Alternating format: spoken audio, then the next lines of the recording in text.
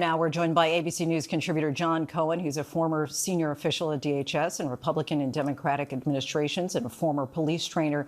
John, thanks so much for joining us. As we heard, the president spoke about potentially using the Insurrection Act to quell the Minnesota protests. So let's just start with the very basics. Tell us about what the Insurrection Act is and how it works. The Insurrection Act can be invoked by a president, but its invocation is a last-ditch effort. It can be used at the request of the government, request of a governor, or the president can invoke it on his own to suppress an insurrection, rebellion, or unlawful obstruction of federal law. The challenge for the administration is, while they may be able to make a legal case that the act can be invoked, those who oppose the invocation of the act will raise concerns that it's the government's own actions in the conduct of and how they're conducting their enforcement operations and dealing with protests that's actually one of the catalysts for the current unrest in Minneapolis. So tell us, what's the precedent for this? Well, it's a law that goes back to the 1700s, and it was intended as a way that the president could take steps if an act of rebellion exceeded the capacity of state and local officials to maintain order, or to deal with an invasion by a foreign army coming into the United States. So like I said, it was intended to be invoked under the rarest of circumstances. And what it essentially does is it not only deploys U.S. military to the streets of a U.S. city, but it suspends prohibitions that preclude them from engaging in law enforcement activities. And this goes back to the earliest days of the Republic, where British troops would regularly go in and search colonist homes and engage in law enforcement actions. So this is something that's very fundamental to the foundation of our republic. So we've already experienced several cities in this country where the National Guard has been brought in. What would it look like in Minneapolis if the president did invoke the Insurrection Act there? Well, it would visibly look very similar. You would see U.S. military vehicles with armed soldiers on the streets of the city. They may be engaging in direct law enforcement activity, detaining citizens.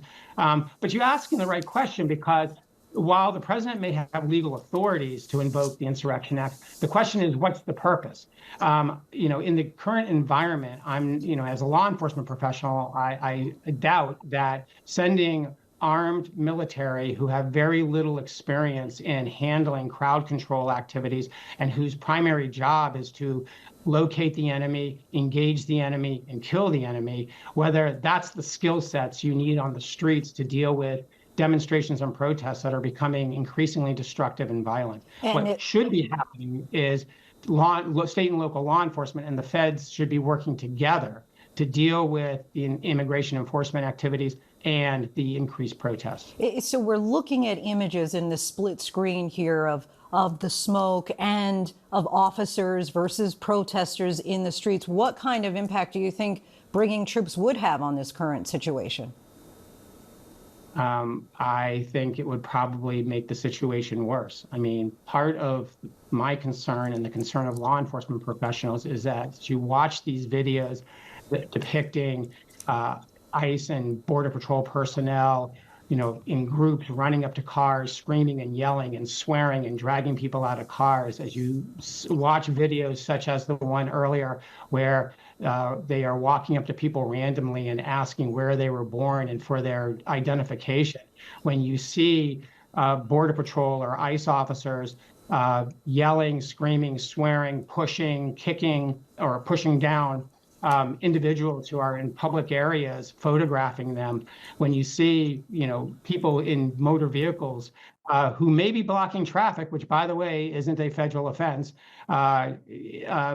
being pulled out of their cars and handcuffed and thrown into a van, those raise questions about the constitutionality of what's being done operationally and whether the force being applied is excessive. So I think I totally agree. I agree with the president, and I agree with Secretary Noem that something needs to be done to de-escalate the situation. But part of that solution is taking a hard look at the conduct of how the operation is being carried out. John Cohen, so appreciate your insight and time. Thank you.